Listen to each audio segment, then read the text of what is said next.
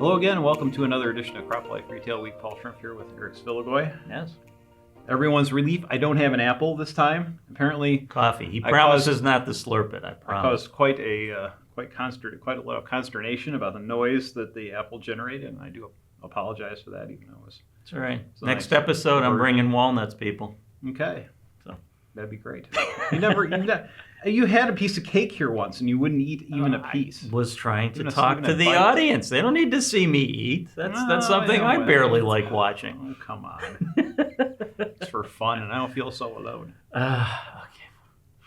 All right, so I feel like you're kind of in that middle time now in September, where we're kind of waiting for the harvest to really start in earnest, and waiting for those fertilizer orders hopefully to come in and get ourselves settled into a fall state. So we're sort of in that in between time, So you were at the farm science review, so you got the last of the shows as well going on. Yeah, actually, Farm Science Review just in Linden, Ohio, just outside of Columbus, near Ohio State Fairgrounds.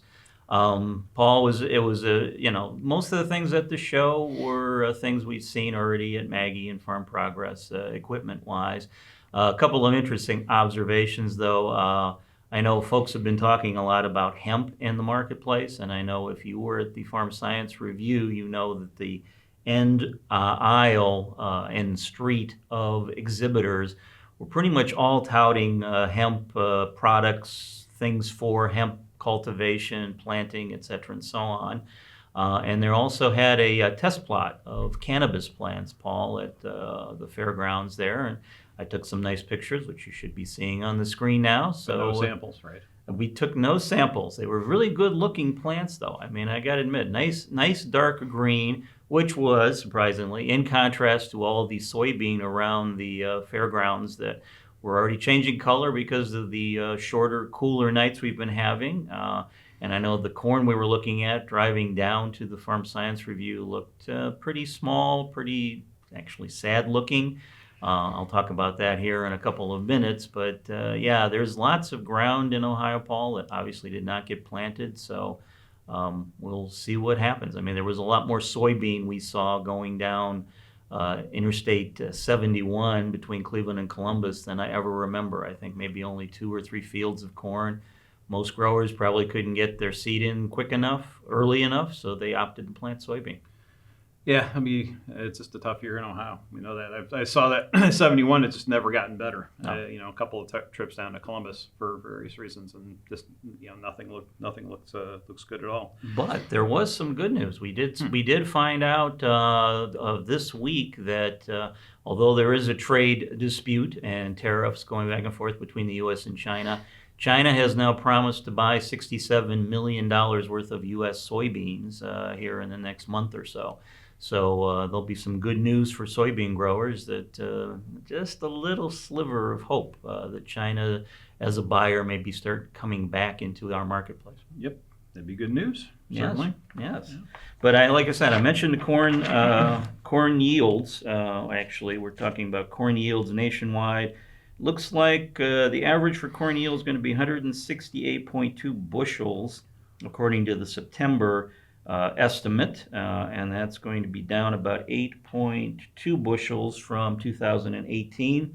There are some states, Paul, like Washington State and Idaho and Iowa and Nebraska. They'll look like they'll be above that level, somewhere between 186 bushels per acre and 200. But a lot of the other states, not so good. Indiana, 161 estimate. Ohio, 158. And Missouri, 160. So still some tough times for the corn, and we'll have to see how it all pans out as we get into the fall here. Yeah, and it's been tough for everybody. It's tough for us as we look forward in our planning. We're having our sessions, and over the last few weeks, we've delayed them a bit, tried to get a feel for where we're at. We still really don't know exactly where harvest is going to come out and how retailers are going to come out on the other side. And CropLife 100 numbers are encouraging from the standpoint of last year, coming into this year. But again, we tend to have that lag of a year behind when we see the real impact. And I think 2020 we probably will. So we're holding on tight, hoping for the best. Maybe we can get this tariff thing out of the way at some point in the near future. But if not, we'll be there with you and buckle up and see what opportunities are out there amid this real difficult time. Yeah, and as we mentioned, the CropLife 100, I know, hint, hint, people, if you haven't gotten your forms in to me, please do. I'll send out the second. By now, you should have the second request for forms from the 70 or so folks who haven't sent them in yet. But Paul, it's interesting because I know, kind of looking at the numbers and extrapolating out the missing folks, unless there's some drastic drops from some of the majors, it looks like we're trending about the same amount of money in 2019 for ag retailers as we did in 2018, about $30 billion across the board. So, I mean, yeah, like you said, there may be a year lag. We may not see this show up until the 2020 report, but we will see about that. Absolutely. We need those forms, so do send them in. Please, please. I'm begging, please. One other thing to talk about, Paul, I know about a week or so ago we got some good news for agriculture when we found out the Trump administration had rolled back the Waters of the United States Act. And I know the industry applauded that move, but we're not out of the woods yet when it comes to water. Paul, you remember our friends at the Des Moines Water Works and their lawsuit against growers in 3 different counties regarding the Raccoon River. Mm-hmm. That suit got dismissed, but we found out this week that a judge in Iowa has ruled that a pair of groups that have filed a water quality lawsuit against the state regarding the Raccoon River, that lawsuit can proceed. So here we go again, water in Iowa. We'll have to keep an eye on this story as it develops over the next month or so. Yeah, I mean, certainly waters of the U.S. was problematic, especially for farmers. I think, and the big news across, and of course in the cities and the things that we hear people up in arms about is that, protecting the waterways, more from a city standpoint, from a country standpoint, and trying to explain some of the difficulties of interpreting the law and everything else on farmers. It was problematic. It was just not well constructed. I think the industry would do well to go back and say, we understand that there are still things that we need to engage with and do. And we'll continue to do that. And I know there are things being done, but the industry does, while applauding, possibly the removal of something that was problematic, look to try to help find a solution that works for everybody. That's not so onerous and over the top. Yep. Yeah. So again, we'll have to see. But obviously, water as an issue for ag is not going to go away anytime soon. Absolutely not. Anything else? We done? No, that's it. Here? Okay.